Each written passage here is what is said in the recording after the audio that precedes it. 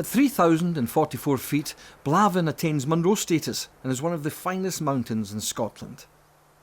I'm heading up the southern ridge with Alastair MacPherson, who works for the conservation organisation, the John Muir Trust, managing the 3 estates on the island. Alastair is a native of Skye, but like so many other Highlanders, moved away to work. Now he's back on the island, where his forefathers have lived and worked for generations. Well, I was born in Haste, which is about 20 miles away from here. My mother's people are from Elgo, which is in this peninsula.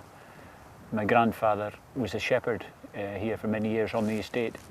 And he was actually born over in Marsco. You can see behind us on the base of Marsco. It's the only ruin there within about a radius of 5 to 6 miles. So he'd have been born in a black house there? That's right. And you can still see the ruins. They're about a foot high, but not much more than that.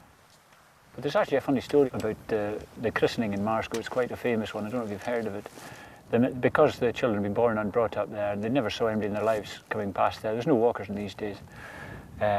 This day, the minister was called for in Portree to come and baptise them, or christen them. And he had to, the father, Neil himself, had to come and actually physically drag them out from under the bed and hiding in the cupboards because they'd never seen him before. The minister threw the water at them and then they were back where they came from. And that's quite a famous story within Skye circles. What does this sort of landscape mean to you? How do you feel when you come up here and see this sort of landscape? Well, I suppose you feel a lot of freedom. You know, freedom's the first thing after being away for a long time down south. It's good to come home. And the freedom you got here, it's sort of boundless. When you're working here, you've got the beauty of part of your job as well. You know, it's 2 bonuses in 1. I think I enjoy being out and about. I'm not an office fellow. I don't think you can be in this kind of job. I enjoy the stalking on the hill, and I enjoy the forestry, which is probably about 70% of my time, working in the wood, getting rid of the conifers and replanting with broadleaves, going back to the natural woodlands in the area to aid biodiversity, etc. I enjoy that, and you can see the changes over the years you've been here already. Fine viewpoint as this may be, I know it gets even better the further up the hill we go, so I think we'll maybe head up there. Okay, chuck in my hand. Pardon me? Shall we go? All right, yeah, good. Sugar my hat. Sugar my hat.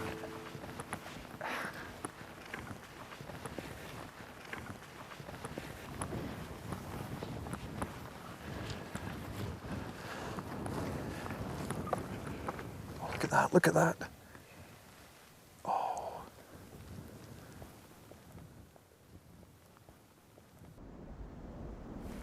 What is it, Alice, do you think about grown men when they see something like a golden eagle like that, say, oh, wow, or it sends us off into kind of euphoria? I mean, I think it's the fact they were so rare years ago, and now we've seen 3 in the space of 2 minutes. It's just magnificent. Still a thrill, isn't it? It's still an absolute thrill, yeah. You do see a lot more sea eagles coming in, although they're not nesting on our estates. They're coming in quite often and hovering above the office at Strathairn. And the Goldens are doing quite well within our estates as well. They're breeding quite successfully. The John Muir Trust is named after the famous Dunbar-born conservationist. It's achieved a huge amount of success in buying tracts of wild land and looking after them in a way that John Muir would have approved.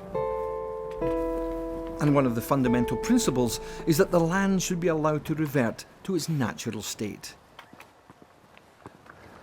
Maybe stop for a wee minute, eh? Uh-huh. How difficult is it for an organisation like the John Muir Trust to come into an area like Skye and be accepted by the locals? I think with conservation bodies, there's always that suspicion with people who don't know what's going on. And I mean, the suspicion's still there. And, it's always going to be there, but I would like to think we do have a good balance with the 3 crossing communities on our estates. There are not friction, but there are sort of differences, and they'll always be there. But at the end of the day, we can still talk to them, and they'll talk back to us. And it must help an awful lot having someone like yourself who's local and Gaelic speaking. Yes, I think it does, because a lot of the people you were in school with them, you've grown up with them, and you've always liked them, or you've always not liked them.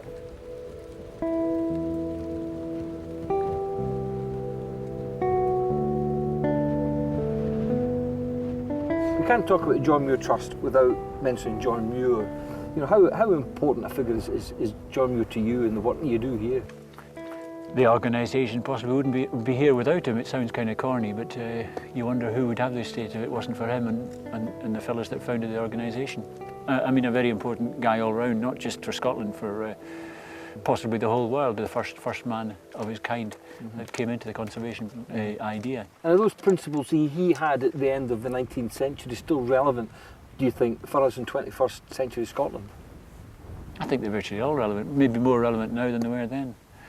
Then I think he was thought of as maybe possibly a bit of a crank, and now he's, to certain people, he's almost a demigod, so I think more important than ever.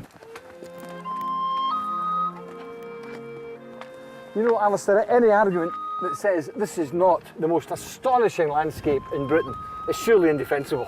Oh, well, absolutely. What a day, eh? Hey. It's been just cracking. I mean, where else in Britain, indeed in Europe, can you see anything like this?